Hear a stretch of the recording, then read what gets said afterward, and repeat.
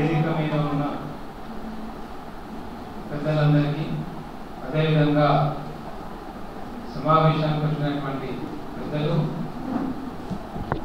మరియు విద్యార్థులు, nursing college విద్యార్థులు, ఇతర కాలేజ్ విద్యార్థులు అందరికీ నమస్తే అమ్మా. ఇంజనీరింగ్ కాలేజ్లోకి వెళ్ళి మనం మెడిసిన్ గురించి మాట్లాడితే, లేకుంటే మెడికల్ కాలేజీకి పోయి మనం ఇంజనీరింగ్ గురించి మాట్లాడితే ఎట్లుంటుందో మీటింగ్ పరిస్థితి కూడా ఇప్పుడు అట్లనే ఉంటుంది. ఎందుకంటే ధరణి సబ్జెక్ట్ అనేటువంటిది వకాలత్ చేస్తున్నటువంటి న్యాయవాదులకు, అడ్వకేట్లకు, పెద్ద పెద్ద చదువుకున్న వాళ్ళకే ఇప్పుడు ఈ ధరణి అంటే ఏందో తెలుస్తలేదు. ఇక్కడ ఉన్న విద్యార్థులకు ధరణి గురించి చెప్పాలి అంటే కొంచెం కష్టమైనటువంటి సమస్య. What my point is that if you go to an engineering college and discuss about medicine, and if you go to a medical college and if you discuss about engineering, it will be a difficult task. Highly educated people, advocates, are not in a position to understand what Dharani is.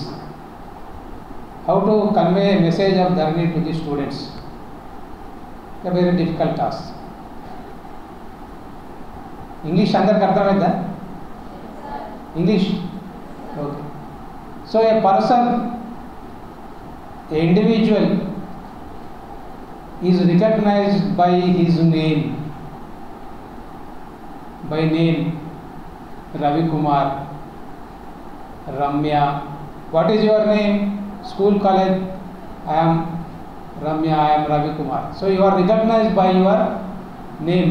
మిమ్మల్ని ఎట్లా గుర్తుపడతారు? మిమ్మల్ని మీ పేరుతో గుర్తుపడతారు, మీ ఏజ్తో గుర్తుపడతారు, మీ వృత్తితో గుర్తుపడతారు. You are recognised by your name, your age and your profession and your education qualifications. Likewise అదేవిధంగా ద ప్రాపర్టీ, భూమి, ల్యాండ్, దాన్ని ఎట్లా గుర్తుపడతారు? How it is recognised? It is recognized by a number, a survey number, extent, village, అది ఏ గ్రామంలో ఉన్నది, ఏ survey నెంబర్లో ఉన్నది, ఎంత విస్తీర్ణం, ఎంత ఏరియాలో ఉన్నది, దాన్ని బట్టి భూమిని మార్కింగ్ చేస్తారు. సో భూమి అనేది, దాని విలువ అనేటువంటిది ప్రపంచవ్యాప్తంగా త్రూఅవుట్ ది యూనివర్స్, మనిషి ఎప్పుడైతే సివిలైజేషన్, నాగరికత ఎప్పుడైతే సాధించిన తర్వాత భూమికి ఒక విలువ వచ్చింది. ఇది నా భూమి, it is my land, it is my land, this piece is mine, this piece is mine, that piece is yours, that is yours, that hill track is mine, that river bed is yours. ఇట్లా దాన్ని అంతా కూడా ఏంటి, government marking చేసింది. దాన్ని అంతా కూడా government has marked this land belongs to that person. So that was recorded in the revenue record. Revenue రికార్డ్లో దాన్ని అంతా కూడా రికార్డ్ చేసింది. సో ఇది ఎప్పటి నుంచి? దాదాపు ఒక 200 సంవత్సరాల నుంచి. Right from last 200 years the land is being mark by its name, by it's number, and this land belongs to A particular person. So అట్లా మారుతూ మారుతూ ల్యాండ్ రెవెన్యూ సిస్టమ్, దాని బుక్ కీపింగ్ అని మనం ఎట్లా అంటే మా కామర్స్లో దిస్ ఈజ్ ల్యాండ్ కీపింగ్. ఈ ల్యాండ్ కీపింగ్ అనేటువంటిది మారుతూ మారుతూ మన తెలంగాణ రాష్ట్రంలో 1954లో కాసరా అనేటువంటిది, ఒక కాసరా పహాని, ఏ భూమిని ఎక్కడైతే రికార్డ్ చేస్తారో, ఏ పేపర్ మీదనైతే రెవెన్యూ రికార్డ్ చేస్తారో దాన్ని పహాని అని అంటారు. Where the land is being record, that paper is called as pahani. So ఆ పహానీలో ఈ భూమిని అంతా కూడా గుర్తించబడ్డది. This land was recognized in Pahani papers. అది భారతదేశానికి స్వాతంత్రం 1940లో వచ్చిన తర్వాత after we getting independence in 1947 అంతా కూడా ఏంటంటే సిస్టమ్ అంతా కూడా మళ్ళీ ఏంటంటే దాని యొక్క క్రమబద్ధీకరించడం జరిగింది. It was regularised in a scientific manner that there should not be any disputes between individual and individual. ఒక వ్యక్తి మధ్యలో ఏ రకమైన ఘర్షణ ఉండకూడదని చెప్పి మళ్ళీ 1947 తర్వాత ఆల్ ఓవర్ ఇండియాలో throughout the country after 1947 this land was recorded by the government through revenue department ద్వారా చేసింది. మన దగ్గర 1954లో ఒకసారి చేయడం జరిగింది. In our Telangana state it was regularised in the year 1954. చేసిన తర్వాత కూడా డిస్ప్యూట్స్ ఉండడం వల్ల మళ్ళీ దాన్ని ఏంటంటే ప్రభుత్వం కొన్ని చర్యలు తీసుకున్న తర్వాత ఫైనల్గా ఏంటంటే రైట్ ఆఫ్ రికార్డ్స్ 1971 అనే ఒక యాక్ట్ తీసుకురావడం జరిగింది government. Finally 1971 the government brought out a act, right of records 1971 act.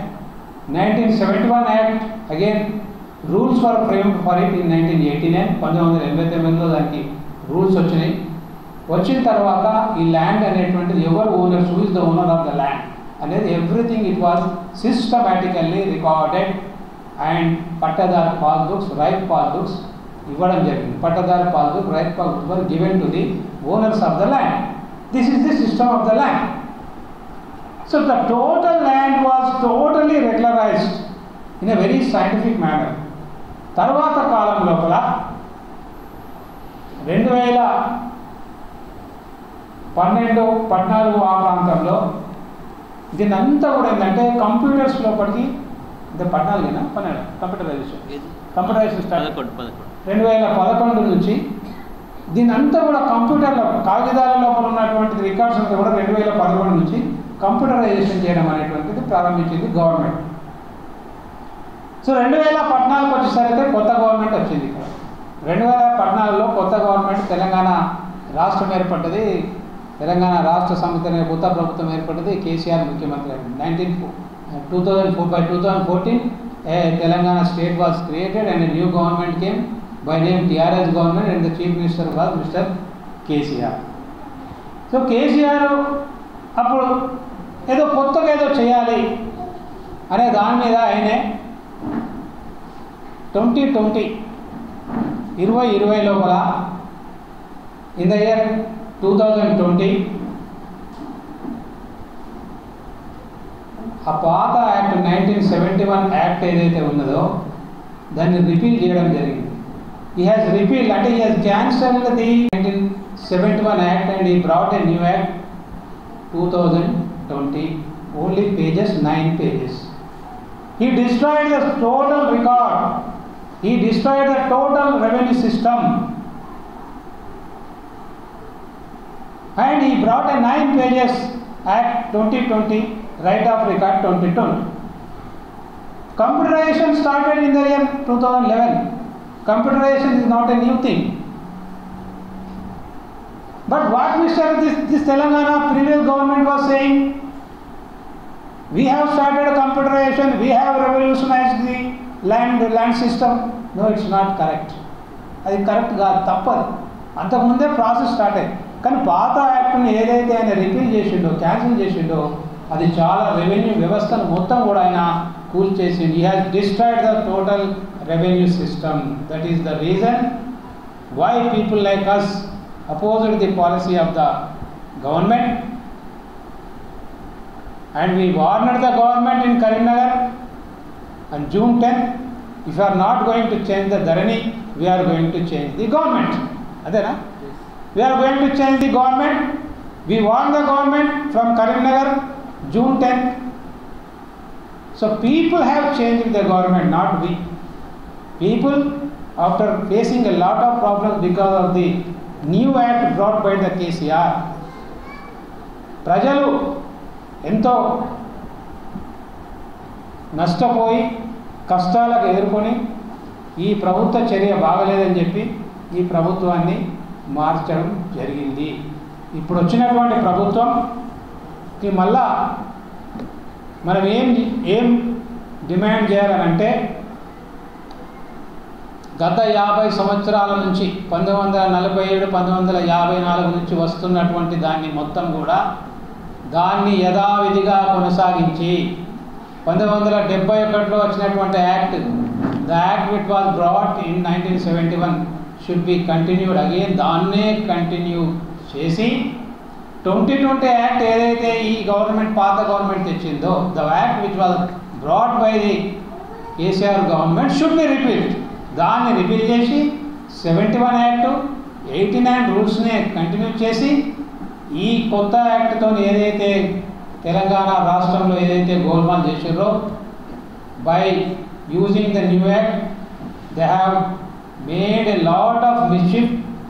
అవన్నీ all those things has to be corrected, and the people who have undergone, who are being cheated, who are being threatened, who are being mismanaged, whose rights were being removed, whose land was being grabbed by the land grabbers, by the government agents, government planted land grabbers, all those things has to be corrected by the new government should be the demand by this meeting.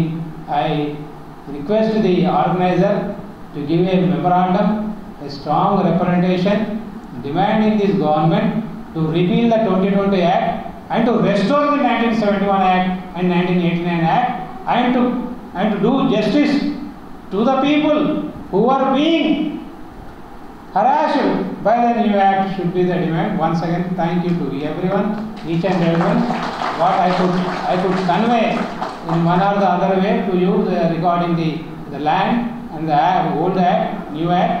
I tried my level best to convey the message to all the college students and other elders. వచ్చినటువంటి పెద్దలకు వాళ్ళకు మిగతా వాళ్ళకు కూడా నేను ఈ ధరణి అంటే ఏంటి అనేటువంటి చెప్పే ప్రయత్నం చేసిన, మరి అవకాశం ఏర్పడేసినటువంటి సాదిక్ గారికి ధన్యవాదాలు. అందరికీ నమస్తే. జై భీమ్, జై భారత్.